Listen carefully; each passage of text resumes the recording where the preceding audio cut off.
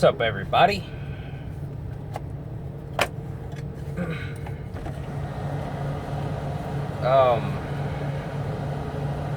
So my truck broke down like 2-3 weeks ago. I guess 2 weeks ago. And I've been meaning to post a video about it, but I just keep forgetting. Long story short is, well, I guess medium story. I pulled into a truck stop to take a quick 30-minute break, and then I was going to grab some fuel and head out, and I was in Wisconsin. And after my 30-minute break was over, I go to start the truck, and nothing happens. It won't start. So I'm turning the key, and I'm thinking, what the fuck? I don't have it in gear. I couldn't figure out what the problem was. So after fucking around with stuff, and I talked to maintenance, I crawled under the truck, and I gave the starter a whack with one of my hammers, and then I jump back in, and I try to turn the key again, and it clicks, and then nothing. So I'm thinking, okay, that it's looking like it's the starter, which is weird because International had a recall of their factory starters, and they replaced them with Mitsubishi starters, and mine had already been replaced via the recall. So the starter that went bad only had about 20,000 miles on it or something like that. Essentially, it's like a brand new starter. But I just happened to be about an hour away from the yard in Marshfield. So they said, look, if you can get it started, just bring it up to Marshfield and we'll have a look at it. The starter itself's under warranty, and the truck itself was still under warranty too. So you can get it replaced under warranty, because in Marshfield they have an International dealership like right next door. So those guys literally just walk over, grab the truck, and take it over, and so on and so forth. So the good news is that starter was covered under warranty, and I didn't have to pay for the replacement. So that's good. Labor, parts was all covered. The bad news is I had to have someone come out and pull start me, and that cost me $185, which is your good old $85 I think it's $100 for the service call, and then $85 for an hour of labor, which it was more like 20 minutes of labor, but you got to pay for the hour minimum, So I did pay $185. The guy came out in a box truck, tied a chain to me, and I put it in first gear, and he pull started it. Now I am really satisfied that I decided to lease a 10-speed. I just wanted to lease a 10-speed because I was kind of afraid of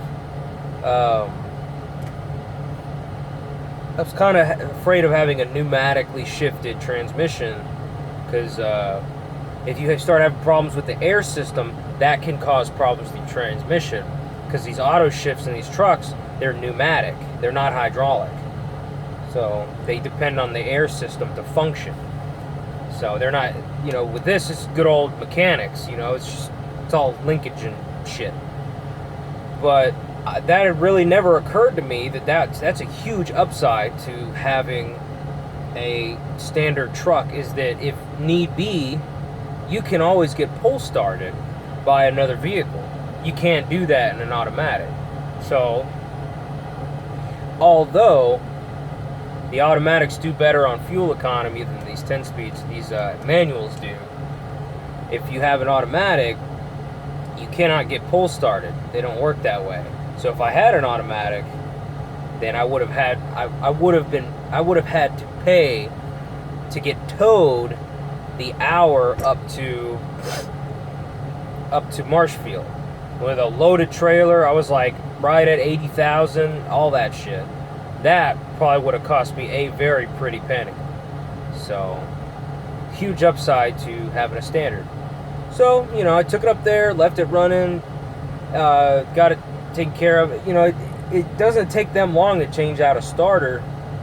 But he spent a bunch of extra time on it because International wasn't satisfied that it was just the starter had gone out. It was obvious that the starter had gone bad, but they said that they have never had one of these new Mitsubishi starters go out like that, especially after only 20,000 miles.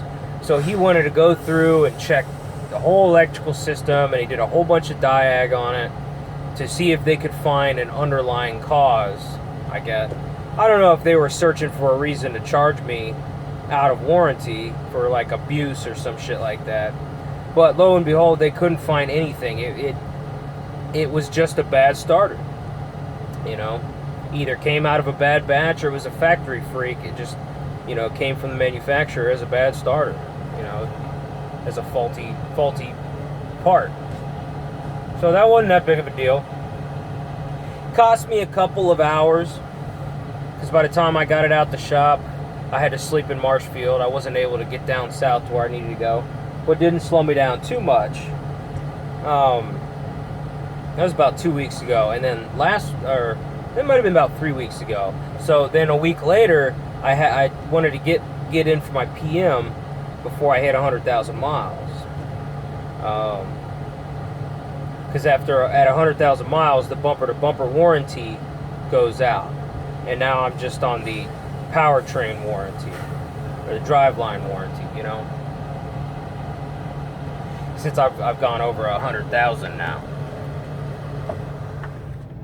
My thinking behind that was that I'm required under the lease contract to get an inspection done on the tractor every 90 days.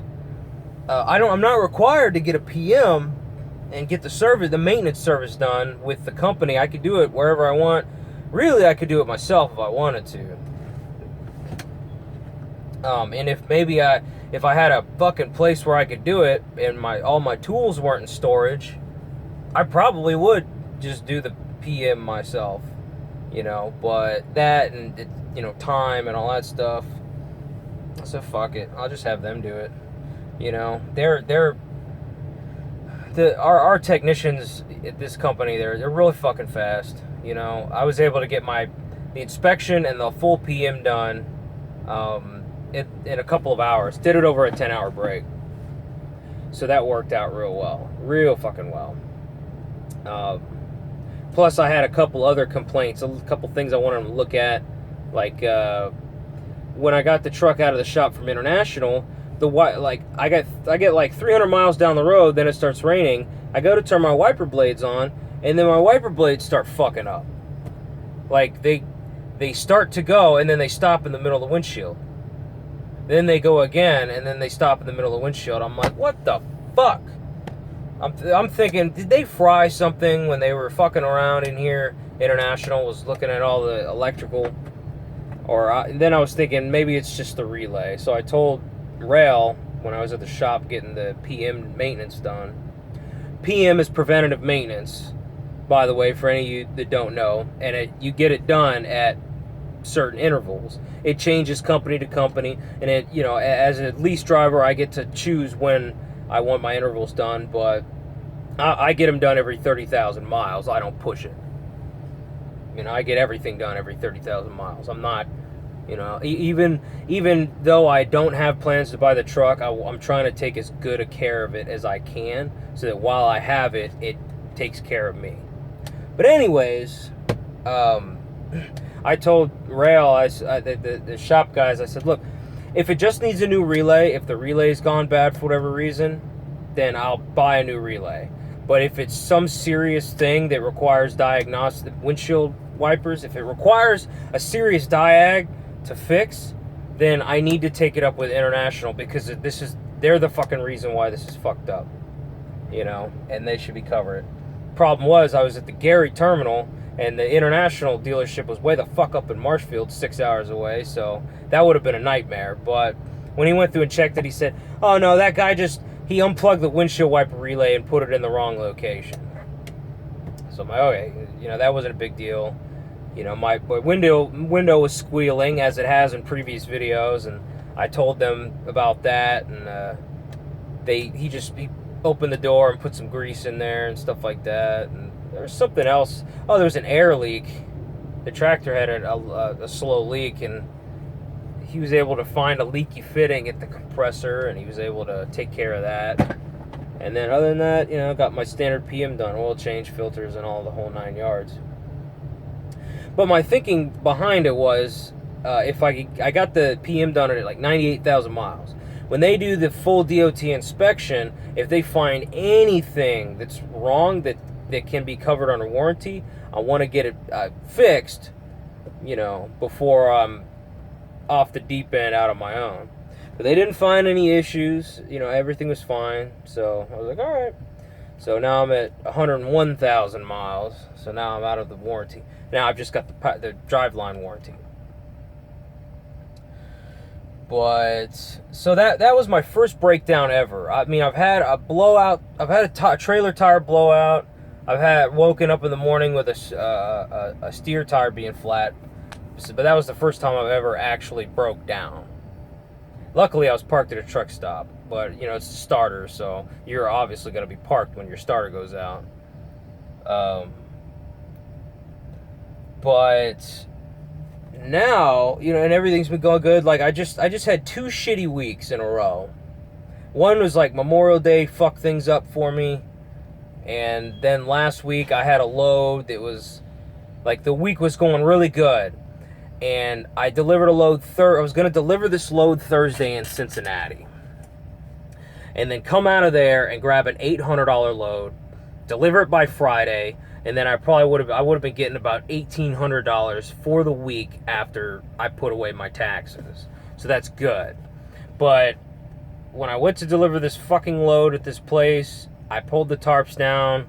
It was preloaded and pre-tarp, and I knew it was a pipe load, but I didn't really know what the deal was with it. I thought it was just straight pipes, right? This fucking load was like 250 different pipes of all different shapes and sizes and diameters and lengths and all that shit. Just all stacked like a very intricate 3D puzzle across the length of the entire trailer. Stacked 6 tiers high. And when I got to this place, like, it was to the point where, because it's all different kinds of lengths and the whole thing was just puzzled together, they couldn't just unload. Like, first of all, they didn't have a crane to unload, so they had to unload it with low forklifts, you know, the construction forklifts, right? And the problem is, they had to get out there and unload the pipes one pipe at a time by hand on the trailer. Now, the first couple of hours I was there, they didn't even know how the fuck they were going to unload it. They were just trying to come up with strategies. Because part of the reason why is on this particular site, it was a job site, they couldn't stand over 6 feet without being tied off with a body harness.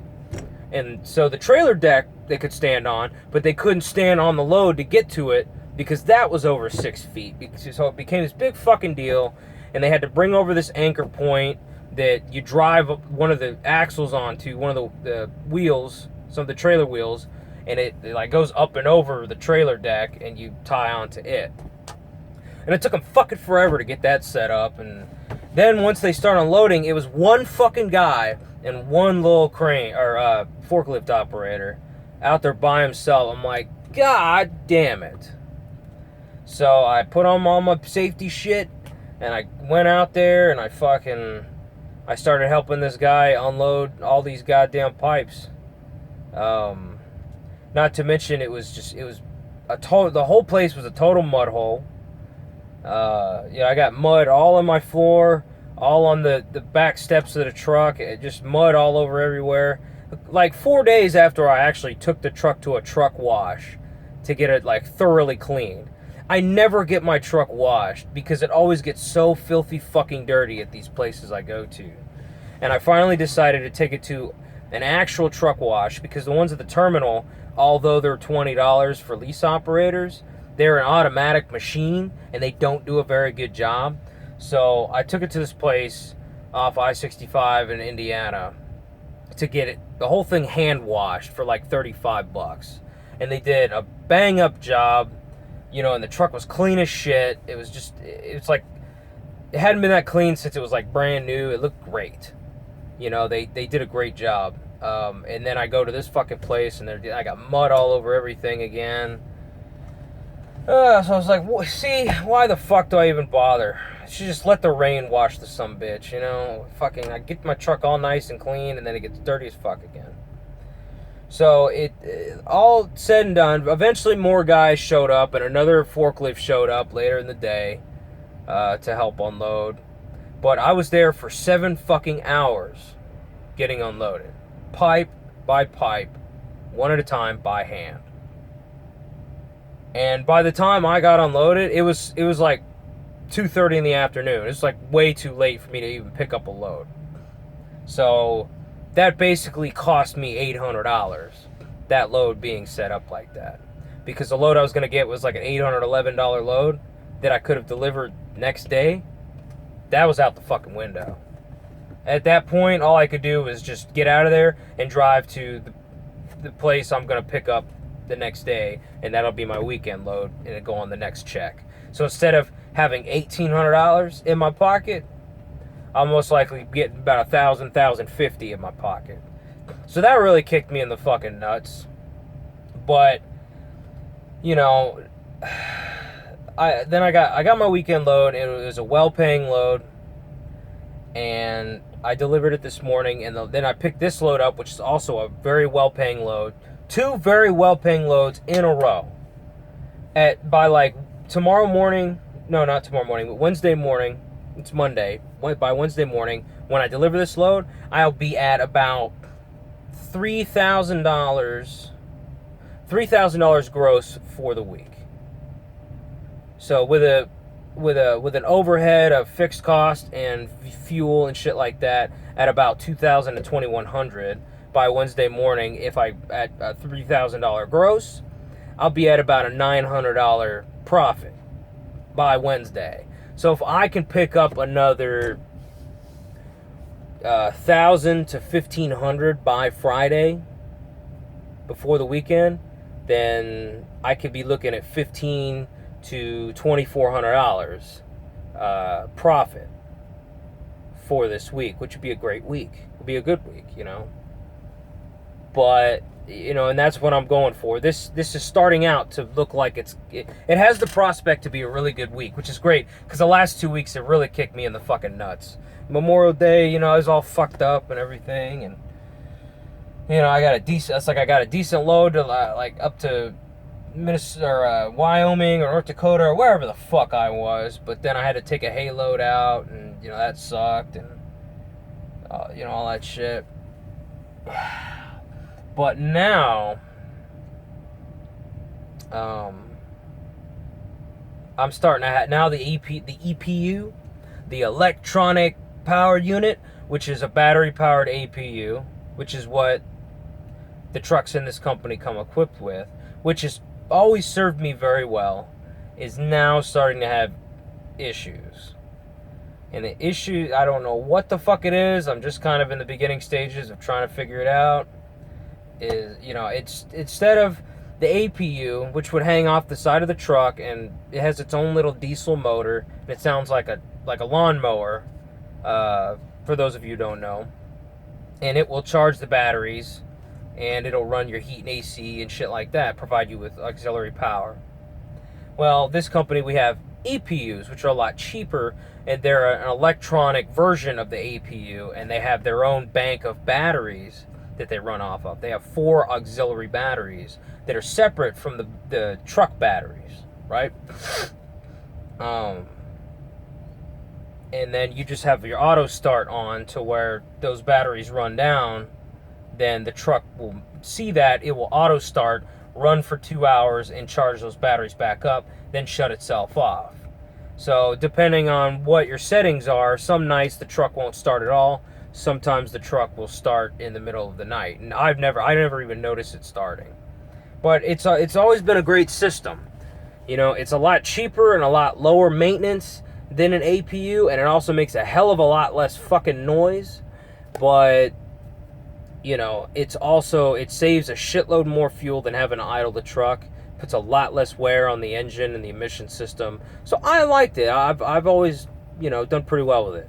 I've talked about it in the past. My only bitch about it would be that in the summer when it's 98 degrees outside, it won't cool the entire cab. It'll cool the sleeper if you close the curtains, but it's just not that strong. But at night, it works perfect every time. But now I'm having an issue with the sumbitch where I'm like I gotta, like, okay, my weekend load that I delivered this morning took me back to Houston, of all fucking places. So I took a reset in Houston, and I got to go home for a night, hang out with friends and family and stuff like that. But the night before, I slept in Louisiana on my way to Houston, and it was like 81 degrees at night. It was real warm. So I was running the APU on high, and I was just gonna let it run on high all night. And I woke up in the middle of the night, sweating my ass off, and I look at the display, and the whole thing is shut off. So I turn the blower back on, and I select the cool mode, and it comes back on, starts cooling shit down, and I fall back asleep. Then I wake up a couple hours later, hot as fuck again, and it's shut itself off again. So, you know, this is at a time of the year where I'm really starting to need that fucking thing to work well, because it's getting fucking hot outside.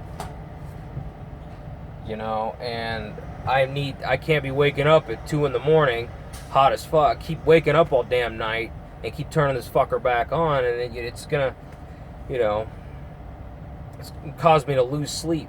You know, every time you wake up in the middle of the night, you come out of REM sleep, and, you know, it fucks all your shit up. You wake up tired. Well, I just can't be having problems with this sumbitch. So I went back there, and I pulled the cover off the battery bank, look at the auxiliary batteries, checking the connections, looking for corrosion, and it's a little bit dirty, but it still looks good. The protective compound, the battery terminal post protective shit, that goo that protects it from corrosion and stuff, all of that is still on there, and it looks relatively clean. So, and it doesn't look like there's acid leaking or anything like that. So I don't know. The truck's only about a year, only been in service for about a year, maybe about a little less than a year. And these are some big goddamn batteries. These are like big ass 720 cold cranking amp AGM batteries. So I'm thinking, you know, goddamn, I'm gonna get them tested eventually. I gotta get by a shop and get them tested and see if they're not holding a charge or what the fucking deal is. I don't know. I gotta figure it out. Maybe it's a relay that's coming on and off. I gotta get it figured out. But I called a TA and talked to them about maybe getting the batteries tested, and I asked them if they had any of those in stock, those AGM batteries, and, you know, just see what they were wanting for them. She said, well, let me take a look. And she comes back and says, all we have is we have 800 cold cranking amp AGM batteries. They're $256 a piece. And I'm like, son of a bitch. That's $1,000 worth of fucking batteries back there. So I'm here to fucking tell you, if it's the batteries that have gone bad, and I need to replace all 4 batteries in the bank, and the median price is like around $250 a battery. God damn. I mean, I've got the money for it. I've got plenty of money in all my different maintenance accounts, but dude, $1,000 maintenance cost, that's a kick in the nuts. You know what I mean? I could afford it, but it's really gonna hit me hard if I have to replace those goddamn batteries. And I'm thinking, those batteries can't be fucking done after just a year of use. There's no fucking way. If they are, then I don't know. If I end up having to change them out, I'm gonna see where I can find a somewhere cheaper than $250 a battery. If I do have to, and I'm gonna change the fuckers out myself. You know, I mean, unless Rail can do it in like half an hour, then I'll let them do it. But if it's gonna take them a long fucking time, then I'll just do it myself. Hoping that's not what it is. Hoping maybe it's just a fucking relay issue or some shit. I don't know. I'm thinking it's gonna need a fucking diag. It's gonna need an electrical system diag, and if I do it this week, then it's gonna fuck up this good week that I've got going on. So the only other option is, I mean, I could idle the truck all night. I could do that. I really don't want to do that because it's terrible for the DPF, and it burns a fuckload of fuel. But if it's fucking 85 degrees outside at night, you know, it's warm as fuck, and I gotta sleep, I may have to. I don't know, I idled the truck for 2 hours after I stopped to see if, you know, that kept the charge up on the batteries. Maybe it'll hold a charge all night if that's what the issue is, and, you know, it won't shut down. I don't know. I'm gonna try some different things. I don't really know. If I wake up in the middle of the night, I may just start the truck back up and just let it run until I get up in the morning. I don't know, but I can only idle this truck so many fucking times. These type of engines with these type of emission systems, you cannot idle the shit out of these trucks. It's not good for them at all, you know. So I don't know. We'll see. I gotta work it out with my PM, the dispatchers to see if I can get by a yard and get all this shit figured out. I'm gonna have to put it back in the shop again for a diag, and no matter when I put it in the shop, it's gonna punch a hole in whatever week that I put it in the shop. Even if it's over the weekend. Weekends is where I make my most money. My weekend loads are always my highest paying loads. So if I get it done over the weekend, then it's gonna kick me in the nuts over a good weekend load. I'm gonna miss out on like anywhere from a $1,200 to a $2,000 load. That's usually my weekend loads. My weekend loads usually pay my fucking fixed costs and some of my diesel for the week. So, I don't know. Trials and tribulations of leasing a truck. But I'm staying optimistic. It ain't the end of the world, and I ain't freaking out. It'll all get figured out, and I'm still making some money, so we'll see what happens. You know, I'll keep you guys updated. Well, it's time for bed, and this video's run long enough, so that's it. I'll let you guys know how everything turns out. Well, you guys take it easy, and I'll talk to you later.